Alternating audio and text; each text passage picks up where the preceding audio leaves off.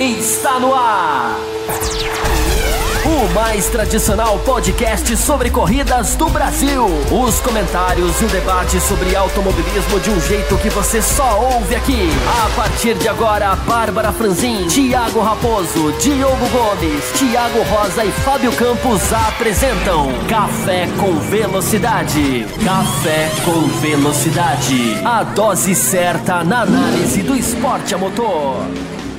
Para você que nos ouve no cafécomvelocidade.com.br, estamos começando o bloco da MotoGP que correu no último final de semana em Barcelona, esse circuito aí que já teve provas maravilhosas, né? Quem não se lembra de 2008, que foi já centenas de vezes citado por Fábio Campos. 2009, porque 2008 foi em Laguna Seca, que foi bom, né? Foram duas provas aí que eu lembro com muito carinho.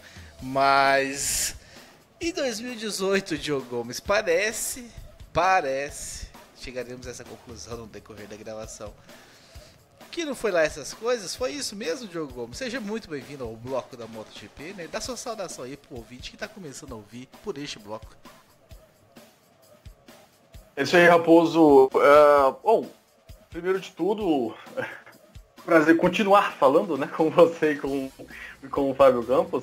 Mas a MotoGP em Barcelona, ela consegue gerar algumas boas corridas. Não sei se foi exatamente o caso dessa. Eu não acho que foi uma corrida ruim, não. Mas o fato de o Lorenzo ter dominado a corrida, dominou e ter conquistado a vitória com todo o merecimento que teve, né, talvez tire um grande ponto da prova e da MotoGP, que é uma característica da MotoGP, que é de ter brigas ali na frente, né, ter brigas pela vitória. E não foi esse o caso. O Marques até acompanhou o Lorenzo ali na frente no início da prova, mas não foi o suficiente. Eu só queria destacar uma coisa, uma estatística que me chamou a atenção. Essa foi a 46ª vitória do Lorenzo na MotoGP, só na MotoGP, fora os outros mundiais. 25 dessas 46 foram liderando todas as voltas da corrida. É uma característica que a gente já tem marcado isso na cabeça, de assistir ele fazendo isso diversas vezes, mas quando a gente pega o número, sabe, chama mais atenção ainda. Mas, por exemplo, destaque, essa corrida de ontem, né, de domingo, ela não entrou nessa estatística, né, porque a primeira volta ele não lidera, a primeira volta ele lidera o Marques, ele pega a liderança na freada da primeira curva na volta 2. Então, fora outras provas, eu consigo lembrar de uma prova em Brno que ele lidera praticamente a prova inteira, mas o iníciozinho, tipo as 2, 3 primeiras voltas, não é ele. Enfim, é um cara que ele tem uma característica, né, de domínio, chega um momento em que quando ele coloca a corrida sob o controle dele para ir buscar, é muito difícil, né, e a gente vai ter que entrar durante o programa em como ele acertou com essa Ducati, e agora que a Ducati, vamos dizer assim, de início iria acabar o contrato com ele, né, e aí ele vai buscar uma opção na Honda, enfim. É um momento muito, muito, muito bom para acompanhar a MotoGP. Está certo que o campeonato ele já está muito bem encaminhado para o Marques. Não sei se o Lorenzo começa a abrir para campeonato, a gente pode discutir isso mais para frente.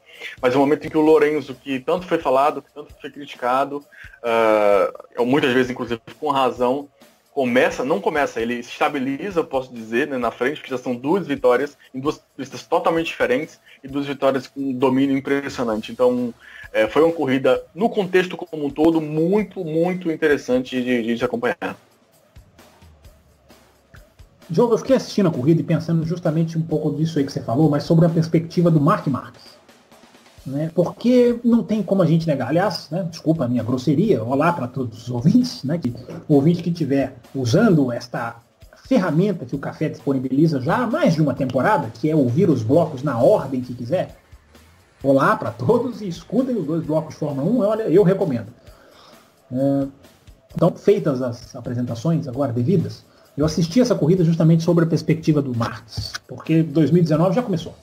2019 começou, a partir do momento em que a Honda fez o grande favor para o mundo do motociclismo. E claro, para ela mesma, porque não são nenhum santinhos, não fizeram nada de bom grado. Claro que estão, né, pensando em disparar na frente, coisa que eles têm grande chance com a dupla que eles vão ter no ano que vem, Lorenzo e Marques. E a guerra já começou, porque como a prova foi praticamente toda Marques seguindo Lorenzo, eu fiquei pensando, na cabeça do Marques já deve estar pensando o seguinte, Olha o tamanho do problema que eu vou ter. Né? Porque ele vai ter um companheiro, gente, pela primeira vez na carreira dele, ele vai ter um companheiro para enfrentar. Não é a primeira vez que ele vai ter um companheiro de equipe bom, não é isso. Mas ele vai ter um companheiro para enfrentar. Eu acho que é essencial para o Marques, isso é tecnicamente muito plausível, que eu vou dizer. Eu acho que é essencial para o Marques trabalhar uma maneira de evitar o Lourenço pular na frente no começo de prova. Porque é exatamente isso que você está falando, Diogo. Essa característica do Lourenço é muito forte. Nós já falamos aqui várias vezes, os comentaristas da televisão já falaram. Enfim, não é segredo para ninguém, não é nem mérito nosso, de jeito nenhum. Mas é uma característica claríssima dele. O Lourenço não é o tipo de piloto que vai buscar vitórias. Ele não é o Daniel Ricciardo. Né? Ele não é o tipo de que ele está em terceiro, quarto, você fala, esse cara vem, como é o Marques, por causa até da moto e do tamanho da categoria, como é o Rossi, ou era o Rossi, talvez hoje menos, né? Mas o Rossi era assim. Quantas vezes a gente viu o Rossi em 2004, 5, 6, 7, 8, que era o cara que, né, largava mal, o Rossi tinha essa prerrogativa, né? O cara que larga mal, mas é o Valentino Rossi, olha quantos títulos ganhou, ou seja, era o cara que ia buscar a vitória. Essa não é tanto uma característica do Lourenço. O Lourenço, ele tem muito forte essa questão de pular na frente, né? É o deixou chegar, né? Que no Brasil falam tanto, né? Deixou largar, deixou cair na frente. Cair não, né? Porque cair na MotoGP não é o termo exato. Mas, enfim, deixou pular na frente, não busca. Então eu já estava assistindo essa corrida pensando, o Mark Marques tem que trabalhar isso na cabeça dele. Ele tem, isso influencia até em escolha de pneus. Né? Ele tem que estar na frente da corrida, na corrida no início. E já é hora dele começar, não é que já é hora, né? Ele já pode. Né? Ele já pode começar a desenhar isso. Está na hora já. Enfim, o contrato é a primeira corrida após o contrato. Então ele já tem que enxergar de outra maneira. Não é mais um rival de outra equipe. Ele tem que trabalhar com os mecânicos dele para melhorar a moto e coisa e tal. Não, ele tem que fazer algo a mais agora. Né? O desafio para ele aumentou. Ele precisa achar soluções para não... Eu não estou falando que isso é um defeito dele, ou que ele não faça isso, mas ele precisa trabalhar pensando nisso. Né? Qualificar pensando nisso. E treinar largada, enfim, desenvolver até isso, para que nas primeiras voltas ele não deixe o Lourenço cair na frente, porque é o Lourenço Marra e é o Lourenço Ducati. Né? As duas vitórias do Lourenço na Ducati são poucas, mas reforçam a categoria, o estilo dele. É o piloto que nas duas, o que ele fez? Pulou na frente. Né? E ele é o cara que quando pula na frente ele tem confiança, ele tem... ele não é um cara que erra sozinho, raramente ele erra sozinho. Então, é a característica dele. O Marques já tem que começar a trabalhar isso. Né? Ele já tem que começar a olhar para 2019. Não se concentra, né? Em outras palavras, pilotos que andam sozinhos às vezes na frente perde um pouco dessa concentração. Sim. Meus caros ouvintes, né? Eu não falei no comecinho do programa, mas nós do Café com Velocidade, nós temos um programa de apoio, né? Os apoiadores que vão lá no apoia.se/Café com Velocidade e coloca lá, né, a sua contribuição com a gente. Em contrapartida, nós temos um grupo de WhatsApp só para os apoiadores. E a gente lançou, né, no grupo desses apoiadores a possibilidade de eles participarem com áudio, enviando áudios aqui para a gente. Já nos outros blocos tivemos isso. E também temos no bloco da MotoGP. Então, só explicando para vocês de onde vem esse áudio. Vem dos nossos apoiadores. Quer mandar áudio também? Vire um apoiador. apoia.se/Café com Velocidade e vamos lá com o áudio que recebemos do Eilor. É muito bacana ver aí as mudanças de disputa na liderança. Por outro lado, o Marc Marquez, com tudo que está acontecendo na MotoGP, se consolida cada vez mais na liderança, né, do campeonato. Eu acho que esse campeonato até já meio que confirmado. E considerando o desempenho do Lorenzo, lógico, acaba de uma certa forma ajudando o Marques a consolidar essa posição dele. Eu vejo que a MotoGP ano a ano está sofrendo com um problema sério, que é realmente a diferença do pelotão da frente para os pelotões intermediários do fim do grid. Eu acho que essa diferença está se agravando, talvez não em tempo, mas principalmente no quesito interesse. Eu vejo que os pelotões do meio, por exemplo, a transmissão da MotoGP simplesmente não mostra, ignora, por mais que lá aconteçam coisas que muitas corridas são monótonas nos pelotões da frente. Por outro lado, eu acho que essa disparidade vem aumentando, não vem diminuindo. E isso é muito crítico, considerando que hoje em dia a gente tem mais piloto de primeira linha na MotoGP do que moto de primeira linha para esses pilotos. Vocês acham que o MotoGP corre, no futuro próximo, o risco de se tornar novamente uma categoria relativamente monótona, se a gente começar a considerar que 4, 6 pilotos vão sempre estar brigando lá na ponta e o resto vai ser totalmente coadjuvante, principalmente nas transmissões televisivas, que não deixam a gente ver o que acontece no resto do grid? Ou vocês acham que não? Que isso é só uma coisa de momento e com as mudanças da dança das cadeiras dos pilotos para o ano que vem isso vai se resolver? Valeu. Com a palavra, Diogo Gomes. Olha, na verdade eu não vejo uma disparidade tão grande assim entre o topo e o meio do grid. Claro que, enfim, tem uma disparidade ali, mas aí envolve investimento, envolve uma série de coisas. Eu acho que, no geral, o grid ali, ele tem as suas principais casas, vamos colocar assim, né, na face ali da Honda, da Yamaha, agora da Ducati, né, que durante muito tempo teve afastada, mas que chegou e está brigando, ano passado principalmente. Eu realmente acredito que uma KTM pode chegar, mas, enfim, tudo muito em cima de investimento grande, né, e principalmente investimento de fábrica. A MotoGP é assim há muitos anos. Mas a diferença para o meio eu não acho que seja tão grande assim. Pelo contrário, eu acho que é a categoria que tem um trabalho de fazer com que equipes maiores disponibilizem material para equipes menores, as famosas equipes satélites, que até hoje eu não entendi porque tem esse termo, que funciona bem, sabe? Que tem um funcionamento interessante, Porque de característica de fica moto. orbitando em volta do principal. Será que é por conta disso? Ou é por conta disso? Eu certeza. poderia encontrar um outro milhão de definições melhores do que satélite. Mas enfim, então, quer dizer, você tem ali a maneira como essas equipes trabalham com as maiores, algumas com proximidade maior, claro, né? Uma LCR com a Honda, até esse ano, né? Ou até ano passado, principalmente, uma Tech 3 com a Yamaha, enfim. E tem outras ali que compram seu material, a própria Vintia, que não tem uma ligação direta, mas, enfim, estão ali próximas, conseguem, por exemplo, o Tito Rabat esse ano consegue ali ser o top 10, consegue mostrar alguma coisa. Eu não acho que essa disparidade do grid seja um problema tão grande, não. É claro que tem que se trabalhar para manter o mais próximo, eu acho que eles fazem isso bem, mas, no geral, eu não acho que seja um problema tão grande, não. Agora, tem um segundo ponto do áudio que ele toca, que eu acho que aí sim deveria ser melhor trabalhado, que é a questão das transmissões. É claro que é uma categoria que ela tem muitas, essa corrida nem foi tão o caso, mas no geral ela tem muitas brigas ali na frente. Isso é ótimo, é muito bom ver, mas eu acho que até em termos de valorização, olhar essa visão do telespectador, vamos colocar dessa maneira, para o resto do grid, é muito interessante. Porque, por exemplo, eu sei que o Rabat está andando bem, porque, bom, primeiro que eu escrevo sobre isso, inclusive moto-velocidade.com, fica a dica. E porque, enfim, eu gosto de acompanhar todos os pilotos. É um momento histórico. Repita, por favor, o endereço, por favor.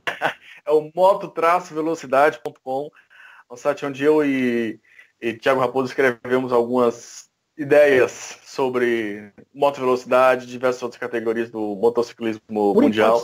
E tentamos de outras pessoas. Estamos em negociações. Exatamente. E vamos, após a Copa, vamos ter a novidade aí. Deixa só passar para tudo. Negociar com o Fábio Campos é difícil, mas vamos lá. Eu acho que a questão da transmissão, essa sim, merece ser destacada e é bem interessante que ele puxou, porque você tem um grupo interessante ali atrás, né? Voltando no exemplo do Tito Rabat, eu sei que ele anda bem porque eu escrevo sobre, porque, enfim, no geral, é parte de mim acompanhar a corrida, verificando todos os pilotos, acompanhar os pilotos no final de semana. E o Tito Rabat é um piloto que, por exemplo, deu um pulo de performance gigantesco nesse ano. Tem mudança de equipe, mas tem mudança dele também, sabe? E, por exemplo, eu não lembro de um lance dele aparecendo na TV esse ano, a não ser uma queda que ele teve uns 2 ou 3 corridas atrás, e agora nessa corrida com o motor da moto dele pegando fogo, a moto literalmente pegando fogo, sabe? Assim, de última hora. E é um piloto que merece um destaque pelo que está fazendo. As KTMs, que são as KTMs de fábrica, patrocínio gigantesco da Red Bull e tudo mais, não aparecem. É questão de queda ou questão de sabe, de um destaque aqui ou ali, mas muito curto, eu acho que é uma falha, sim. Eu entendo o interesse, no caso da Dorna, né, que faz o controle geral, de mostrar o pessoal lá na frente, porque tem briga, isso é muito bom, mas acho que expandir para o resto do grid, isso é muito interessante. Eu até fiz um tempo atrás, deu um ano e pouco, 2 anos já, uma gravação de uma corrida antiga, acho que 90 e alguma coisa, ou 2000, 2002, 2003, com o Bruno Shinozaki, inclusive lá do podcast Fim do Grid. E eu lembro que foi algo que nós falamos num programa sobre uma corrida de, sei lá, 2003. Que é impressionante como o tempo vai passando e a MotoGP tem essa característica. Não é um negócio que começou agora, em 2018 ou em 2017. Desde lá de trás, desde Bernardo, aquela turma toda, já tinha essa questão de só focar ali na frente, e o resto do grid ele mal é acompanhado. Hoje ainda mostram ali quinto, sexto, sétimo, talvez, dependendo de quem for o nome, e naquela época não, naquela época era só tipo, os 2 primeiros ali e só, e não mostrava mais nada. Então, eu acho que é um ponto que eu gosto de no MotoGP, mas acho que pode ser melhorado. Eu acho o seguinte, a gente tem que considerar, eu não acho que o Eero esteja errado, não, essa questão a gente já falou isso aqui, inclusive, né? Teve uma corrida aí, 2, 3 para trás, que foi, inclusive, muita ultrapassagem perdida mesmo. Acho que foi Mugello.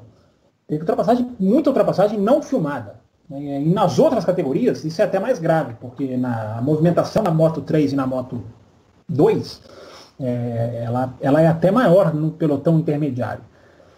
Eu não estou tão preocupado quanto o Eero. Eu acho que o Eero está mais exigente do que eu, e eu acho que isso é um elogio, viu, Eero? Porque eu sempre me belisco quando, me puno quando meu nível de exigência não é o maior, ainda mais quando a exigência, como no seu caso, é por um motivo bem trabalhado, bem colocado, enfim. Né? Só ser exigente por reclamação não é o caso. Mas como você está sendo exigente apontando os parâmetros do negócio. Eu acho o seguinte, primeiro a corrida da MotoGP tem 40 minutos. A corrida da Fórmula 1 tem 1h30, né? Quase o dobro. Segundo, que apesar de, eu repito, a transmissão pode sim melhorar, ela é focada no pelotão da frente porque a frente entrega. É a grande diferença para a Fórmula 1. Né? A Fórmula 1, ela por várias vezes, me lembro de um grande prêmio, se não me engano, da Rússia, em que a Mercedes do Hamilton ganha disparado e ele nem é filmado durante a corrida. Porque a transmissão da Fórmula 1 ela já está na segunda volta, né? Ela já tem a coordenação com a parte de cronometragem, ela já vai atrás da ela já pega no cronômetro ali aonde ela vai. Então, se há uma Sauber brigando com uma Williams, ela vai. Né? Pode ser lá pelo 17ª colocação, a instrução da transmissão da Fórmula 1. Não é essa instrução que a gente percebe na coordenação de transmissão da MotoGP. Muito por quê? 2 motivos. Primeiro, né, a Fórmula 1 ela tem curvas em que você já espera que as coisas vão acontecer. Na MotoGP não necessariamente. Né? A MotoGP, a chance de você desviar do botão da frente e perder o lance é muito grande, porque o lance pode acontecer a qualquer momento. Segundo, isso que eu acabei de falar. Na verdade, o primeiro foi o segundo e o segundo argumento é o primeiro. O grupo da frente entrega. Né? A maioria das vezes não foi o caso na Espanha. Né? Embora as motos mais filmadas no Grande Prêmio da Espanha foram Viñales, Zarco, Pedrosa, aquele pessoal Crutchlow, aquele pessoal que estava ali na parte do meio. Quinto, sexto, quarto, quinto, sexto. Né? Foram mais filmados do que os da frente. Mas eu repito, acho que a transmissão tem sim que evoluir. Só que a gente não pode, é por isso que eu não compartilho a preocupação, eu entendo o argumento do Eylor, mas eu não compartilho, eu não me sinto preocupado, porque o Eylor falou no áudio dele, corre o risco de ser uma categoria em que só 6 pilotos, se os 6 pilotos estiverem brigando, você tem ali um grande argumento, você tem ali um ponto para você fixar suas câmeras, né? Você tem um ponto para você fixar suas câmeras, né? Embora a gente também não possa se limitar a achar que só pode mostrar uma coisa. Né? Você pode usar o recurso da tela dividida. Meu Deus, os Estados Unidos, a NASCAR divide a tela em duas toda hora. Toda hora a NASCAR divide a tela em duas. A NASCAR faz replay com a tela dividida. Né? Deixa ali o ao vivo e põe o replay na outra. Eles fazem isso várias vezes. Então, né, o europeu é um pouco mais engessado nesse aspecto e a gente sabe muito bem disso. Mas eu acho, Eylor, se a gente tiver 6 motos na frente, sempre filmadas, se elas estiverem brigando pela liderança da prova, proporcionando um espetáculo com grandes pilotos, entendeu? É menos mal que fique ali. É menos mal que fique ali. E existe uma coisa que a gente tem que considerar, que é sempre o recurso do replay. Né? Muita ultrapassagem. E, por exemplo, uma coisa que a Fórmula 1 é nota 10 nisso, Olha, eu dando nota 10 para transmissão de Fórmula 1. Hein? Até a Fórmula 2 tem muito isso, que é, não pegou a ultrapassagem ao vivo? Traga no replay. Traga no replay. Que seja 1, 2, 3 voltas. Isso é importante. Porque muitas vezes se tem o replay e não se leva ao ar. Porque já passou 5, 10, 15. É importante trazer. Né? Mesmo que não seja ao vivo. Porque ao vivo, eu acho que, talvez tirando a NASCAR, que eu não sei como que eles conseguem fazer, né? Eu não sei como é que a NASCAR consegue filmar uma partida entre o 17º e o 18º em close. Eu não sei como é que eles conseguem. Que todos os câmeras pegam todos os negócios. Eu não consigo entender. Não existe uma batida na NASCAR que não é pega pela câmera. Né? E é pega em close. Eu fico olhando e pensando, gente, o que esse cara estava filmando o 17º e o 18º? Né? Então é uma coisa absurda. Mas é uma facilidade geográfica enorme, porque é um oval. Então você mapeia muito mais fácil. Né? Vamos voltar aqui para o assunto em questão. MotoGP, Fórmula 1, enfim. Eu acho que pode se evoluir, Eilor. Eu concordo com você, pode se evoluir. Mas o pelotão da frente entrega, né? Eu acho que isso é importante a gente deixar isso bem colocado.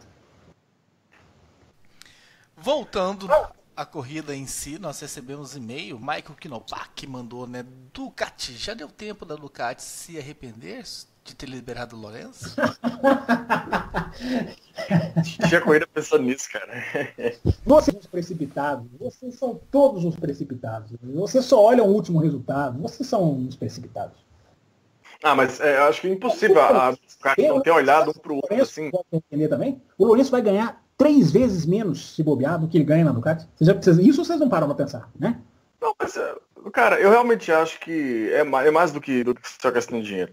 Assim, mas eu tava assistindo a corrida, não pensando assim, poxa, a Ducati se arrependeu, mas pensando assim, eu tenho certeza que, sei lá, o chefe da equipe olhou pro design da moto, assim, aí o design da moto olhou pro mecânico, aí olhou um pro outro, assim, tipo, 1 ano e meio trabalhando para fazer funcionar, agora que tá fazendo funcionar, era um o homem vai embora. Eu achei que você ia falar assim, um olhou pro outro olhou pro um, e eles falaram um pro outro assim, era questão de um tanque, era mudar o posicionamento de um tanque, meu amigo. Não era uma suspensão, não era o pneu, não era o pneu, meu Deus, igual aquele não era os 20 centavos, não era o pneu, isso é o mais impressionante. Era porcaria de tanque para manter politicamente correto, nós somos um podcast de família. Não era o 20 centavos, foi boa. Não era o pneu, não é pelos 20 centavos, não é pelo pneu, é impressionante. Depois eu vou contar a história dessa prova, né? O que aconteceu com a Yamaha, já a gente vai entrar mais no detalhe da corrida, mas enfim, desculpa, Diogo, vou te interromper. Não, eu concluí, é só isso. Como a Ducati, durante a corrida ali, né, tava com a cabeça, poxa, depois de tanto investimento, de tanta grana, 1 ano e meio trabalhando, gastando tudo que tinha o que não tinha para desenvolver a moto, e agora, quando o negócio está funcionando, o homem vai embora e aí encaixa 2 vitórias seguidas, o Dovizioso no pior momento dele nos últimos, 3 anos, e 2 quedas nas últimas 3 corridas, e 2 quedas que ele vinha pelo menos para pódio, e assim, quedas totalmente por culpa dele e só dele. A Ducati se colocou na posição de ter um piloto voando. A situação de ter um piloto voando e o outro ali com o nome, mas tentando se acertar para não ter um piloto, já que ele já vai embora, e ter o piloto principal com dificuldades e num momento complicado, aí considerado o desempenho dele nos últimos anos. Aí vai ter que confiar no Petrucci.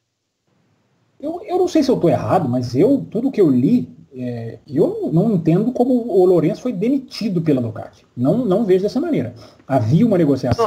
Mas, por exemplo, ele fala, depois de Le Mans, depois que ele fechou com a Honda, ele fala assim, depois de Le Mans eu vi que a Ducati estava procurando outras opções. E aí foi quando eu comecei a me mexer. A expressão dele, pelo menos. Aí ele falou, aí quando eu comecei a mexer, pouco depois apareceu a Honda e o acordo em poucos dias foi fechado. A frase, o conjunto dele, né, o resumo dele sobre essa transição foi isso. Ele achou a Ducati ir atrás, sondar o mercado, uma traição. Algo do tipo. O que muitas vezes é usado como forma de pressão, né? Muitas vezes nos bastidores, uma equipe negocia com o outro, deixa-se o fotografar com um empresário de outro piloto, às vezes não é nada, né? Mas usa isso como estratégia de pressão, né? Pode ter sido. É chefe de equipe de Fórmula 1 que vai tomar café com outro, ou com um piloto, empresário do piloto de outro, ali por trás do paddock. É como se ninguém entrasse a ver.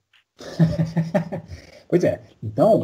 Estamos atrás do paddock, estamos escondidos aqui. Ninguém tá vendo, tem só 500 fotógrafos.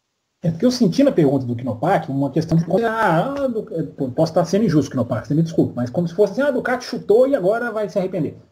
Vamos lá, gente, vamos com muita calma. Por quê? Há que se lembrar o seguinte. Evidente que é uma... Você fica pedindo muita calma e semana que vem você vai arrepender de não ter sido tão ousado. Não, mas o que eu estou querendo dizer não é de cravar nada de futuro, não. Eu estou querendo dizer o seguinte, a Ducati, é claro que é uma evolução do Lourenço. Não há nenhuma dúvida. Agora, são duas pistas Ducati, gente. Né? Mugello e Barcelona. São duas pistas que a Ducati ganhou o ano passado, com outro piloto, que atesta, carimba e protocola a evolução do Lourenço. Agora, para brigar por título mundial, a primeira corrida, para mim, para se ter a resposta, é a próxima, Assen. Porque não é uma pista Ducati, embora seja uma pista Lourenço, né? Porque o Lourenço gosta de curvas de alta, desse negócio do que eles chamam de... Né, da pista que flui, né, uma curva muito ligada na outra, com, né, uma curva de alto, você já embica para uma curva ainda dentro da outra. Essas pistas freia e acelera não são exatamente as que o Lourenço mais gosta. Então, eu acho que a Ducati vai perder, porque vai pôr o Petrucci não é Lourenço, e eu acho que nunca vai ser. Então, acho que a derrota da Ducati é grande. Mas, antes da gente já cravar que olha que maravilha, o Lourenço tinha que ter ficado mais. Não é exatamente assim. Mesmo que a partir de agora tudo já vai ser diferente, né? Como aquela música, né, Raposo? A partir daqui para frente tudo vai ser diferente. Raposo que gosta sempre das músicas nacionais. Você tem que aprender a ser gente. Então nós vamos ver quem vai aprender a ser gente. Por quê? A partir de agora é tudo diferente, porque não é mais a mesma relação, já existe aquela questão dos segredos, o que se mostra, o que se passa para o piloto, o que não se passa. Então, a linha do tempo, há uma quebra aí justamente a partir de agora. Mas, tecnicamente, não há nenhuma garantia de que o Lourenço se tornou um desafiante ao título. Porque tem muita gente já falando, não, tá vendo, se não tivesse brigado pelo título. Primeiro que ele está muito ponto atrás. Muito, muito, muito. Segundo que eram duas pistas muito Ducatis. Né? A Mugello com a sua super reta e curvas de alta, né? Onde o motor não perde um impulso. E Barcelona também com a sua super reta e também curvas de alta. Então, a partir de Assen, apesar de que o Lourenço gosta, não acho que ele vai cair para o Q1, não é isso, mas estou curioso para ver daqui em diante. E aquilo que eu falei em provocação ao Diogo e ao Thiago, né? Ele tomou a decisão. Né? Tudo bem, ele realmente não existia, parece, todo mundo fala isso, tanto brasileira, né, a televisão brasileira como a imprensa inglesa, de que realmente não havia mais clima dentro da equipe. Né? Eu até citei aqui alguns programas atrás a entrevista do Dovizioso, em que o Dovizioso fala abertamente, olha, ele é muito esquisito, não tem muito contato com ele não integra com a gente. Né? O Dovizioso falando essas coisas bem abertas. Então, talvez não houvesse mais clima para ficar. Agora, achar que colocar tudo isso só na conta da Ducati, eu acho um pouco não é tão preciso como deve ser. Porque a Ducati, ela queria, o que a gente sabe? A Ducati queria baixar o salário dele, porque é direito dela, porque ela tem direito de adaptar o salário ao desempenho. Então, né, a Ducati queria o salário dele, errou, coitado, devem estar arrependidos. Não, é direito da equipe fazer isso. Né? Ninguém sabia que ele ia conseguir andar, ia passar a andar de uma maneira tão de uma hora para outra. Né? Mas enfim, ele vai para a Honda, gente. Não reclamem, ele vai para a Honda. Né? Tá definido. A transmissão nacional diz, né, que o Marques até brincou, né, que tinha pedido um concorrente mais forte, mas que não fosse tão forte desse jeito. Não sei se ele deu realmente essa declaração, mas eu achei um quanto desagradável com o Pedrosa. Deve ter falado de brincadeira, talvez. Se falou, não, sim, mas assim, eu sou um pouquinho... Mesmo sou desrespeitoso, né? Tão risonho esse final de semana. Eles mostraram a entrevista coletiva dele. O Pedrosa, ele marcou uma coletiva de imprensa e todo mundo achou que ele ia aposentar, que ia ser a coletiva de aposentadoria. Só que parece que surgiu uma conversa com a Yamaha e está muito forte que ele vai guiar pela Yamaha, não a Yamaha principal, né? Mas enfim, o satélite, gostei do satélite, como é que é? O satélite é o que fica girando em torno do núcleo, fica orbitando em cima do... um astro, né? Para falar o termo bem em termos de linguagem da NASA. Então, e eu vi um pedacinho dessa entrevista do Pedrosa, e é impressionante como eu nunca tinha visto o Pedrosa dar risada, né? E ele deu risada, ele falando assim, gente, eu queria realmente anunciar, mas eu não tenho o que anunciar. Né? Não que ele falou que ele queria anunciar a aposentadoria. Ele falou, eu queria ter o que anunciar para vocês, mas eu não tenho o que falar. Então ficou subentendido. Né? Por que ele marcou uma coletiva para não ter o que falar? Né? Então ficou muito claro de que muita gente diz que seria ele ia declarar aposentadoria, mas que as coisas mudaram, como do mesmo jeito que mudou tão rápido, né, de Lourenço na Honda, foi uma negociação muito rápida. Parece que rapidamente ele vai achar um lugar na Yamaha para ele andar. Fábio Campos, qual foi a palavra que você utilizou mesmo quando eu li o e-mail do Knopak para nos definir? Apressado? Não. Acho que foi precipitados, né? Falei que você só olha o último resultado, isso que eu quis dizer. E com homenagem a essa sua definição, agora eu vou ler o e-mail de Marcelo Cesarino. Tenho certeza que será ponderadíssimo, tenho absoluta certeza. O que aconteceu com Lourenço e Dovizioso? O jogo virou ou é só circunstâncias? Acho que Inácio é uma boa prova de realidades dos dois. Jamais que o Rossi... Não, dos dois, jamais que o Rossi e Marques. Não entendi muito bem esse final, não. Vou reler. Acho que Inhassen é uma boa prova da realidade dos dois. Esse jamais não é junto, não é separado. Já mais para o Rossi. Ah, tá. Que a pista é mais para o Rossi e para o Marques. O Cesarino tá se inspirando no Josué, hein? Eu acho, para escrever os e-mails dele. Mas e aí, o Fábio Campos? O que aconteceu com Lourenço e Dovizioso? Inverteu o jogo? Não, eu acho que eu continuo falando que eu acho que a exceção do Dovizioso não é um cara que cai toda hora, claro, mas a exceção do Dovizioso é 2017, não é 2018. 2018 está muito mais próximo do que ele é na realidade. O Lourenço, o Cesarino, é isso mesmo, é o tanque, né? O posicionamento do tanque da moto mudou, ele já afirmou, eu falei isso até no programa depois de Mugello, ele afirmou que até o braço dele agora descansa melhor durante a curva, né? Ou seja, olha a diferença que isso já faz, né? O cara passar a corrida inteira em alguma posição em que o braço dele não tenha apoio, enfim. Cada piloto guia de um jeito, né, evidentemente, mas ele afirmou isso. Então houve uma mudança técnica boba e que fez toda essa diferença. E o cara ganha confiança, né, o Cesarino. Automobilismo e MotoGP eu acho que mais ainda. O Neil Hodgson estava falando esse final de semana que 80% de um piloto de MotoGP é psicológico. Né? Eu até não vou tão longe, embora ele saiba muito mais do que eu, porque ele já esteve lá, né? E eu não. Mas isso entra muito, né? A partir do momento em que o cara ganha confiança, ele consegue frear mais dentro, ele desce um pouquinho mais a moto na curva, né? Esse termo que eles usam em inglês, né? do momento, né? Isso, quando ele pega o momento em inglês tem uma tradução um pouquinho diferente, né? Que significa o embalo, né? Quando ele pega o embalo, isso faz diferença. Só que eu já falei no meu comentário anterior. A Ducati ganhou em Barcelona e em Mugello no ano passado. A partir de agora, se ele sair ganhando as outras pistas, aí realmente eu posso carimbar que é água pro vinho, e aí realmente o cara se tornou, né, um gênio para pilotar a Ducati, que é a coisa que ele não conseguiu fazer nas corridas anteriores. Mas acho que em termos eu acho que o normal é mais esse. Acho que se você colocar Dovizioso e Lourenço em qualquer outra moto do grid, qualquer outra equipe, o resultado seria mais parecido com o que a gente está vendo agora do que no último 1 ano e meio. Falar dos outros destaques da corrida, Diogo Gomes. Valentino Rossi, mais um pódio, né? Eu acho que não podemos parar e deixar de... Eu, pelo menos, exalto muito isso, né? Porque muita gente vê o Valentino um pouco longe da vitória, como decadência e tudo mais. E eu ainda vejo o Valentino em grande estado e conseguiu ir mais um pódio e tal. Aos poucos ele tá lá somando os pontinhos dele, o Diogo.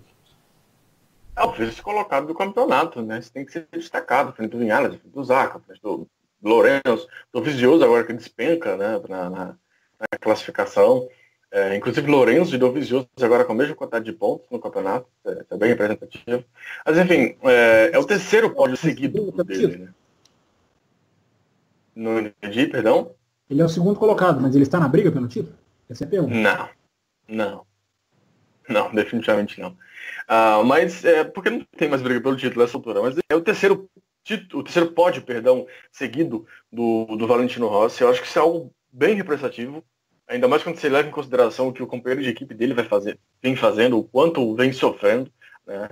E da maneira como o Rossi veio durante essas provas, conseguindo se manter no grupo ali da frente e conseguir a terceira colocação, inclusive, em Mugello saindo da pole position, tá certo que ele perdeu várias posições no início, mas ele conquistou a pole, uma pole muito bonita, inclusive, no sábado em Mugello. Então, assim, é um rendimento que eu não vou dizer que me surpreende, porque é o bom e velho Rossi, mas é um rendimento eu vejo como muito interessante, ainda mais em cima dessa Yamaha que tem seus altos e baixos, apesar de hoje ocupar uma posição até interessante, ele, né, segundo e ser colocado no campeonato. Briga por título, que é o que a gente está acostumado a ver da Yamaha, não tem, é verdade que não tem, mas nessa altura acho que já não tem para ninguém mais. Então é uma situação meio estranha, mas a corrida do Rossi merece seus elogios sim. E já esticando, que a gente está falando de Yamaha, o Vinales mais uma vez despencou na largada, né? Em Mugello tinha sido de terceiro para 10º e agora foi de 4º para 10º. É incrível como ele não consegue fazer a moto funcionar, ele larga mal, não consegue fazer a moto funcionar nas primeiras voltas. E depois vem andando muito bem, isso vem se repetindo já umas 3 ou 4 corridas, eu diria. Nessa prova, mais uma vez, ele vem muito bem na segunda parte da corrida, recuperando várias posições, inclusive marcando volta mais rápida na segunda parte da corrida. Então, assim, não sei, o Vinales, a Yamaha, não sei, mas tem que achar um jeito de fazer essa moto, esse conjunto, funcionar no início da corrida. Porque esse cara fazendo a corrida inteira, ou pelo menos grande parte da corrida, com o desempenho que ele tem só na parte final da prova, já é um desempenho muito melhor do que ele vem apresentando até aqui, que vem sendo, eu diria que bem decepcionante. Só queria falar rapidamente, Raposo, da Yamaha, porque houve uma questão técnica muito grande, e eu acho que Barcelona prova um pouco da crise da Yamaha, de como a Yamaha é uma moto problemática, porque sempre foi uma pista, ou sempre não, se o ano passado deu Ducati, mas uma pista muito mais Yamaha na guerra contra a Honda, uma pista muito mais Yamaha, né?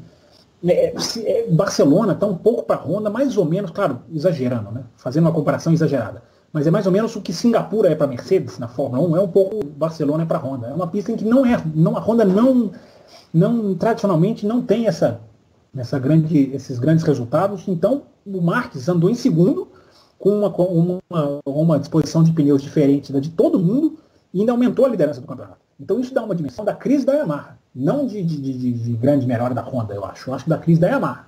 E que acontece muito em torno do pneu, né? Só para deixar claro, eu prometi que ia falar, então eu sou obrigado a cumprir a promessa. O que aconteceu do detalhe técnico da corrida que eu falei agora há pouco.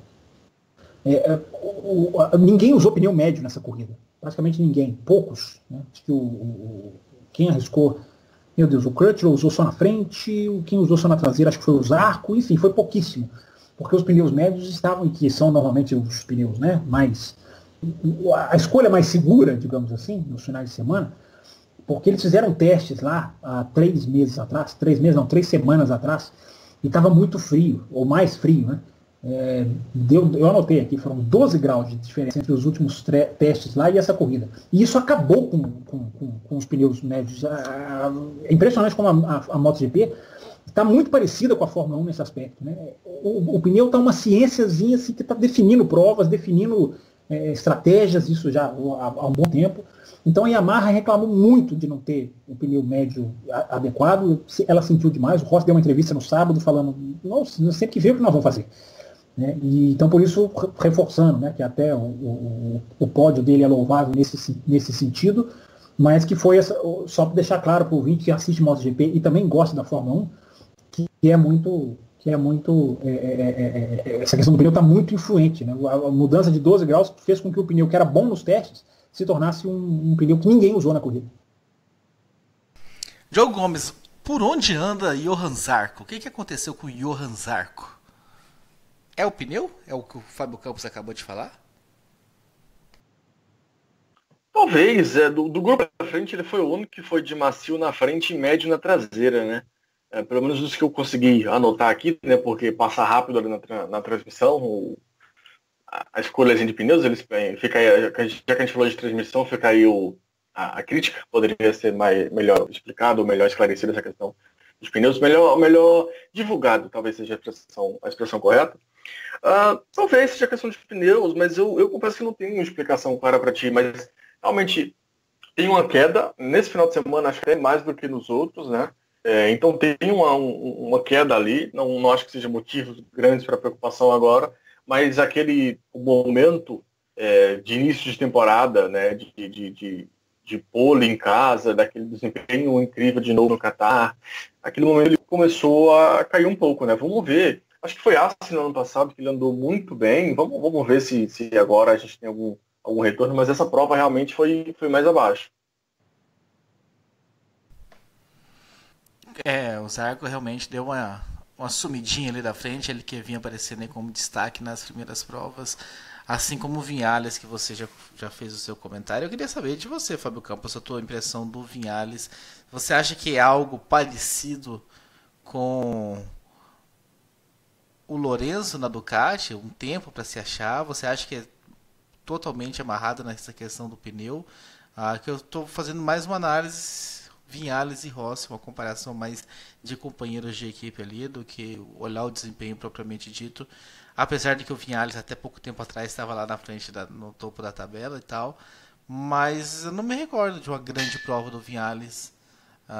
Qual foi a última grande prova do Viñales na MotoGP?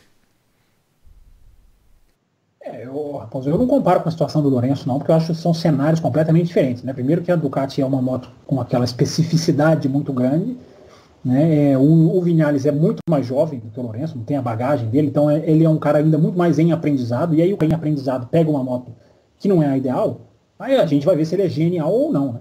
E provavelmente não seja, embora ainda tenha tempo e potencial para pular na frente. Comparar com o Rossi, não é que não deva ser feito, deve ser feito, né? Mas olha, veja o tamanho, né, da carreira dos dois. Claro, né, o Lourenço já chegou desafiando o Rossi, mas o Lourenço é genial, a gente sabe disso. O Viñales, ele vai sendo cada vez mais colocado num lugar em que a gente tem que posicioná-lo, né?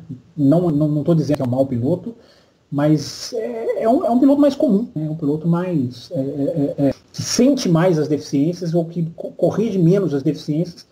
E a Yamaha, repito, ela não tem as dificuldades técnicas que a Ducati sempre teve, né? Ela tem mais facilidades. A questão da Yamaha é muito do pneu. Por isso que eu contei esse caso todo aqui do pneu Michelin, dos testes, e que eles foram os que mais gritaram.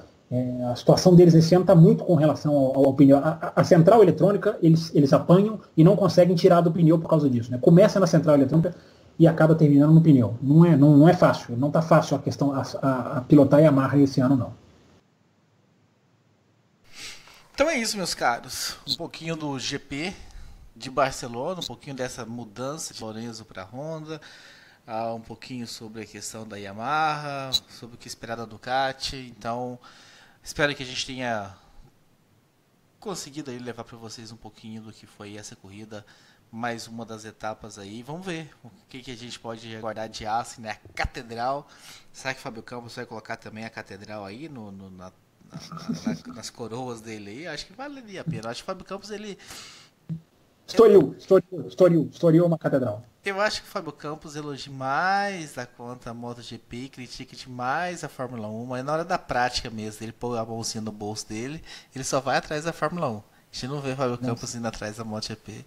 Então, não, é verdade. Eu já fui a MotoGP em Estoril, não seja mentiroso. Foi por coincidência, né? Você estava passando lá e tal, e... De maneira nenhuma. Então, estamos de olho nisso, Fábio Campos, nas suas atitudes. E semana que vem... Rapidinho, até rapidamente, Raposo, a opinião do Diogo, bem rapidamente, porque ele sugeriu e eu acho que ele tem esse direito. Existiu nessa semana, surgiu no final de semana praticamente uma informação que não é uma coisa fictícia, a informação é verdadeira, só tem que ser analisado o teor, né, a consequência após essa informação, que é uma carta de intenção da Dorna de fazer uma corrida no Rio de Janeiro. Não existe pista no Rio de Janeiro. Tinha esquecido, bem lembrado. Ele fez essa sugestão, eu anotei aqui. Não existe pista no Rio de Janeiro. Mas, enfim, vou deixar o Diogo até fazer o comentário inicial dele, depois qualquer coisa eu arredondo aqui. Mas, enfim, seria para 2021 e enfim, foi colocado as fotos, né, da reunião. Enfim, quero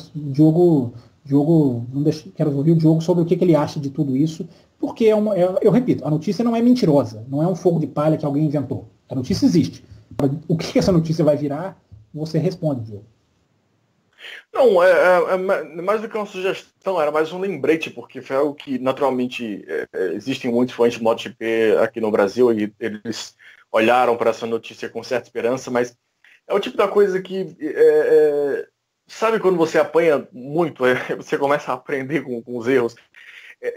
Como você falou, a notícia não é mentirosa, existe de criar expectativa e não ter esse retorno. A Indy, por exemplo, aqui no Brasil, foi uma expectativa absurda que eu criei e enfim. Como assim? E a Fórmula E aqui no Brasil essa temporada? Também, né? Então, assim, até pelo esse histórico mesmo, que vocês dois já citaram aí, e que eu citei também, é difícil acreditar, é difícil colocar fé nesse tipo de ideia. Como você falou, é bom destacar que a notícia não é falsa, existe uma carta de intenção, um pré-acordo, como queira chamar. Mas é num local ainda a ser construído, lá para 2021. Enfim, é uma coisa muito aberta, é uma coisa que pode se esquecer, ninguém pode falar mais nada daqui a 2 anos. E é isso, e acabou, sabe? É mais eu não quero que o fã seja pessimista, ou que o nosso ouvinte seja pessimista, mas é mais para colocar todo mundo, deixar todo mundo ciente que a gente está falando de um país, o nosso, que tem um histórico recente de tentar produzir algumas coisas e não conseguir. Então, eu adoraria ver a MotoGP no Brasil, isso seria incrível. Certeza que teria algo muito interessante, mas é algo muito longe, ainda é algo muito longe, ainda é algo muito complicado. Só para deixar todo mundo ciente que é algo ainda muito, muito, muito longe de ser alcançado. Eu vou ser rápido, vou tentar até falar o que eu coloquei no Twitter, ou seja, vou tentar fazer em 280 caracteres. Como assim? Não era 140? Não, agora é 280. Foi só eu chegar no Twitter, o Twitter entendeu que ele precisava aumentar. Né? Então o Twitter falou, peraí, com esse cara aqui, e o Donald Trump ganhou mais 140 caracteres, ou seja, o mundo mudou com essa mudança com que o Twitter dobrou. Aliás, enfim, hoje em dia duvido que alguém viva sem esses 280. Mas vamos lá. O Diogo não tem nem o que tirar nem pôr do que o Diogo falou, tá? Concordo com tudo. Eu só acho que é o seguinte, numa MotoGP em que tanto país quer entrar, você ter a intenção da Dorna de vir para cá é alguma coisa.